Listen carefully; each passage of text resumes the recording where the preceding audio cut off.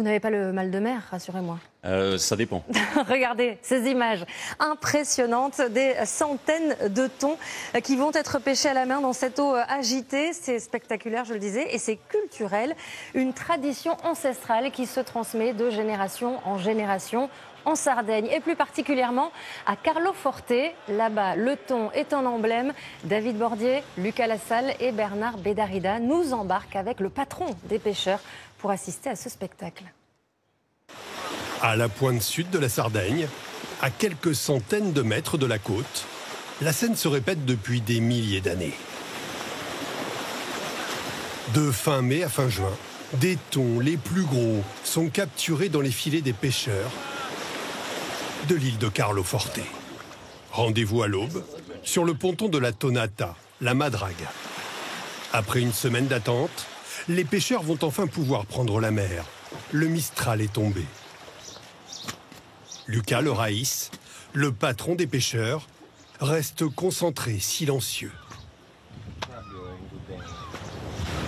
Les barques, où seront stockés les thons, sont remorquées jusqu'au filet.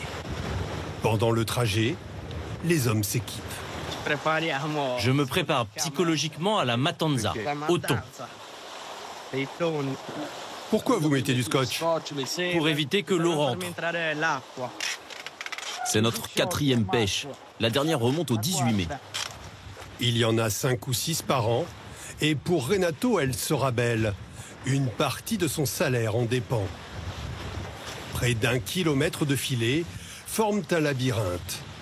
Un piège dans lequel s'engouffrent les thons qui migrent le long de la côte depuis la Tunisie. Pendant plusieurs heures, comme un étau, les bateaux se rapprochent. Soudain, la surface de l'eau frémit. À la force des mains, les pêcheurs tirent le filet. Les thons sont inexorablement remontés à la surface. Lucas le Raïs dirige la manœuvre. Des plongeurs descendent dans l'arène et accrochent des spécimens pesant parfois jusqu'à 1 demi-tonne. Près de 250 poissons, des adultes, sont hissés à bord et plongés dans la glace. Une prise du jour qui représente des centaines de milliers d'euros. En 2010, des quotas avaient limité les prélèvements de thon rouge. L'espèce, sur le déclin, a peu à peu retrouvé sa population. Cette pêche est aussi culturelle pour les habitants de l'île. En premier lieu pour Lucas le Raïs, un chef désigné pour son expérience, son autorité. C'est un bel objectif. C'est comme pour un joueur de football qui un jour devient entraîneur de l'équipe. Et tu deviens une personne célèbre. Moi, je compare cette fonction à celle d'un bon entraîneur. Oui, c'est une tradition qui remonte à très très loin. On parle de centaines d'années et c'est dommage si on ne la sauvegarde pas. Mais ces dernières années, on manque de personnel et ça, c'est très important pour nous. Parmi ces pêcheurs, aux têtes de flibustiers, beaucoup rêvent un jour de devenir le chef des pêcheurs de thon de l'île de Carloforte. Même les plus jeunes.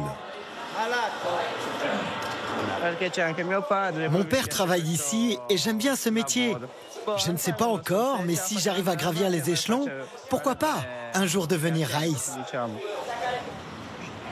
Dans l'ancienne enclave génoise, aux façades et aux ruelles colorées, le thon est devenu un emblème de l'île de Carloforte. Dans l'une des plus vieilles épiceries, Gianni range soigneusement ses conserves. Certaines boîtes, les plus grosses, valent jusqu'à 200 €. Nous sommes nés avec ce thon. Ces madragues existent depuis qu'existe l'île de Carloforte. C'était un élément de richesse pour toute la population. C'est comme le cochon pour la Sardaigne. Alors, ce thon rouge d'exception a forcément été cuisiné avec des pâtes. Ces linguines sont à la carte de ce restaurant depuis un demi-siècle. Mon père avait utilisé le citron il y a 52 ans, alors que c'était impensable de mettre du zeste avec les pâtes. Le chef Antonello prépare le poisson et le décline sur une vingtaine de plats. Comme son thon, façon gibier, flambé à la myrte. Préparons la petite tranche que me faisait ma grand-mère. C'est un hommage. Le chef a récemment mis à la carte ce petit morceau de thon, juste saisi. Quand je l'ai mise en bouche, le premier souvenir que j'ai eu, c'est celui de la petite tranche de viande que me faisait ma grand-mère. Une chose simple, qui te reste depuis que tu es tout petit. On n'a pas l'impression que c'est du thon. Sur l'île de Carloforte, la dernière tonnara résiste, alors qu'un projet d'éolienne en mer menace cette pêche ancestrale au thon rouge.